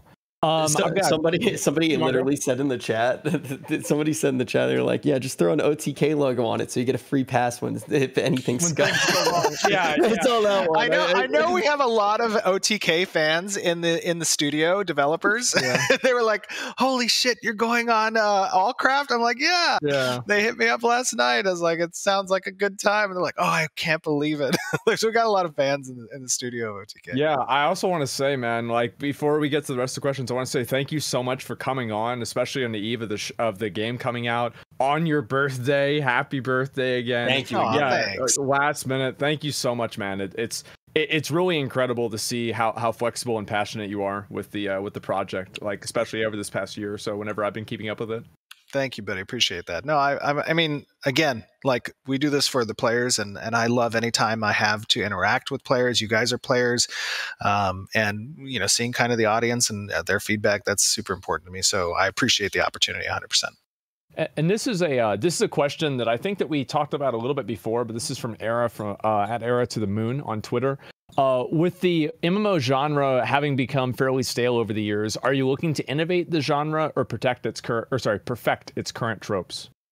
I think we're looking to do a little bit of both. I think on the innovation side, like we have a lot of systems that I think are innovative, one of which being the nodes, which we've talked a lot about. Yes. Another of which is kind of our monster coin system, which is the ability for players to kind of inhabit the soul of a monster during certain events. So you use this monster coin that you can find in the world, and you become the dragon, or you become the troll, or you become one of the zombies in the horde. And as you kind of move with the event against a node, you can attack NPCs and you can attack other players. You can disable buildings by attacking and damaging the buildings. These are part of like our event systems. I think that's a cool, innovative thing that I think some games have done those in the past, but I think it's going to be a lot of fun. No, I think there's a lot of stuff we're looking to innovate on, but at the same time, like I said, like you don't have to reinvent the wheel for MMORPG gamers to be content and happy. Like they're looking for content at the end of the day. They're looking for social interaction at the end of the day. A new game brings both of those things, and I think as long as they're familiar with the core systems, being level progression, adventuring class, kind of crafting, general hunting and AI experiences, like those are where your wheelhouse are, and then you can put whatever spokes you want on that wheel to innovate. This one's coming from Coviati on Twitter. It says, will the augmentation system create distinct classes? My biggest fear is that we have these 64 super exciting class names, but in the end, a lot of them might feel the same. And are there going to be different resource management or anything like that is the question. So the kind of way, excuse me, the kind of way that augments work in the class system is there are 8 archetypes that exist, right? You have fighter, you have tank, you have rogue, you have ranger, you have summoner, you have mage, you have cleric, and you have bard. Those are the 8 archetypes. And then as you're leveling those up, you're going to select your active skills from those archetypes. And the active skill selection is not going to change. Like your active skills are going to come from that archetype. When you select your secondary archetype to create your class, that secondary archetype is going to provide you with 4 schools of augmentation. And those schools can be applied to your active skills. So for example, in the past, we've kind of described like, one of those ideas is like if I select fighter as my primary, and I have this kind of charge ability that zooms me across the battlefield and deals some damage on X target, that's my primary ability. If I select mage as a secondary and I choose the teleportation school to apply to the charge, now instead of spending whatever time it takes to reach your target, you'll instantly teleport to the target, right? Or if I apply the elemental school from the mage secondary to the charge, instead of dealing X damage upon contact, I might now deal X damage with some elemental dot, like a fire, or they catch fire, or some electrical damage that might stun the target. Those are kind of how we create differences across, and the whole idea behind the augmentation of active abilities is that we're adhering to a traditional Trinity system, and one of the ways we want to flirt with that Trinity system is to allow their traditional role of an archetype to move in one of the directions by applying those augmentation schools of their secondary choice. And I think that gives a lot of flexibility, right? Now you're kind of playing a little bit with what your role is. Is that going to create metas? Obviously, I think from a balance perspective, it's a little bit difficult to achieve not having metas per se. But what it will do likely is, because of the Trinity-based system, you're going to have different schools of metas. And those schools of metas will now have kind of a counterplay system where it's a rock, paper, scissors, like what beats out others. And we're not focusing on like 1v1 balancing. We're focusing on party versus party. And I think that's something that is going to help as well.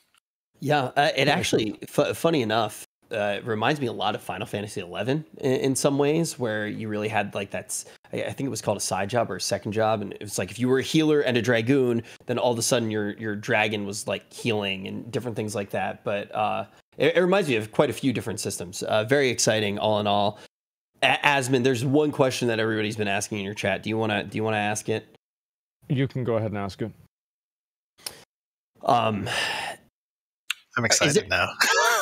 Is there going to be in character customization? Is there going to be a plethora of sliders for? How expansive is the character customization in Ashes of Creation? Expense. Okay, I think I know now what you're talking about. So on the character creation side, our desire probably come, I would say, around the beta 1 phase, is going to be a pretty robust character creator. I really love, if I can give props to BDO's character creator, they did, I thought, a really great job. And when I think about kind of how we want to approach customization from a character standpoint, we want to provide a lot of tools, and that's going to be focused on not just like facial customization and hair customization, but body customization as well, including the torso region, and other stuff along robust, right? Yeah, absolutely. I think that's important. One of the cool ideas that we have for a character creator is when the character creator is ready, we would love to offer that early to players so that they can play around creating characters and do little like character creator contests, and then save the character creator as well so that they can have their preset character ready to go on launch day. Because one of the things I couldn't stand as a player when launch day would come for a new MMORPG is having to decide between either spending the time I want to spend in the character creator making my character the way I want it to, or rushing to get into the server so I get ahead of the curve. And I think if you provide that to players early, it's super good, so that they can WoW Classic did that, and it was great. Yeah. It was a perfect solution. You could reserve your character, make it early, then everybody could log on. Absolutely. And, I mean, back then you only had 5 different hairstyles, so even that took extra time. Yeah. The character creator you'll see in this alpha obviously is super bare bones. You're only going to have presets available, and there's only 4 of our 9 races that are available. There's only 3 of the primary archetypes that are going to be available. Like I said, from a content perspective, it's very bare bones. This is going to be kind of just exploring the world. It's going to be experiencing those 3 archetypes. It's going to be killing some monsters, doing some questing, and then participating in node development and gear acquisition primarily. All right. Well, that's great. I mean, honestly, I've been very excited. It's still kind of weird because we had the conversation last year and the game was very far out, and there were all these ideas and everything, and here we are on the eve. Tomorrow it begins. Tomorrow, the first time people are actually going to be able to see what this game looks like with no NDA or anything. And are you a bit nervous? Yeah, I'm super nervous. One of the things I've tried to tell people is that, like, if you are coming into this alpha expecting to play a game, your expectations are off. Like, this is not going to be a traditional experience of playing a game. You are participating as a tester. I included a little login screen that I would love for content creators to like kind of read to their audiences before they even start, because it kind of focuses on like expectations, on systems we're testing, and just letting audiences know it's like, hey, this is something that you get to look forward to and be a part of the process. Well, if you choose to, like, if you choose to watch, and if you choose to, join Discord or forums or Reddit or whatever, and comment on like your history and your experiences and like watch this stuff and give feedback, that's what we're looking for, because that's what's important to us and how we can cater the development around kind of the expectations of the players. Well, that is pretty much exactly what I think a lot of us would love to hear. And I can probably speak for a lot of people whenever I say I am so excited to see what it's going to be like, take the first steps into it and really have that experience. So, Steven, thank you so much for coming on. Thank you for putting so much of your own personal time and money and just effort into the game. I think that the MMO genre is going to be better because of it. Honestly, I'm really excited to play. And again, thanks for coming on your birthday, on the day right before the game comes out, and I am just so excited, so happy to play. Well, so thank you so much. Absolutely. Thank you guys for having me. I'm excited to share it with your audience and have you guys share with your audience and have you guys there to give us feedback. It means a lot to us as a development team to see the interest from the community, to experience that kind of excitement and that jubilee that occurs when you see something new and shiny and you get to participate in that process. And that's something that means a lot to us. So I appreciate you guys letting me come on and chat about it. Well, so do we. We definitely do. Thank you so much, man. And as always, guys, we are going to be moving over to the after show in just a few minutes here. It's going to be on Rich's show. We're going to take questions, call-ins from you guys, and just kind of talk about different stuff, get into everything, and just kind of have that more personal interaction for you guys that want to hang out and just stick around for that. You guys can just wait around here or just go over to Rich's channel whenever he goes live. But other than that, that's pretty much about it. And so if they want to find out any more information about Ashes of Creation, it's just ashesofcreation.com, isn't it? Yeah, ashesofcreation.com. Okay. We're at Ashes of Creation on all social medias. Yeah. And feel free to join our Discord at Ashes of Creation as well. We have a lot of conversation topics there and have a lot of fun. There we go. All right. Mod's going to link some of that stuff as well. And thank you guys again all so much for watching today. It's been a great episode. Thank you guys so much. And as I said earlier, because the alpha is coming out tomorrow, Steven is making me work on a Friday. Usually Fridays are my off days, but however, we are going to make an exception. I will be back online tomorrow morning early, just like always, to play Ashes of Creation. Also, my 24-hour stream is canceled. I talked to Rich. I convinced him to play Ashes of Creation with me tomorrow. Oh, good. Hang out. Yeah, he's going to be chilling. We're going to be playing together, doing everything that we have to do. Rich has been addicted to cat girls, but I think that we can get him off it for just a couple of days. Yes. Yeah. I will take a brief break from the cat girls, but I will be coming back to the cat girls until the full release of Ashes of Creation. We know. So, yeah. So thank you again, Steven. I'm very excited to try everything out tomorrow. And once again, happy birthday. We hope to have you on the show again sometime soon. Thanks, guys. I appreciate it. I'd love to join you guys again.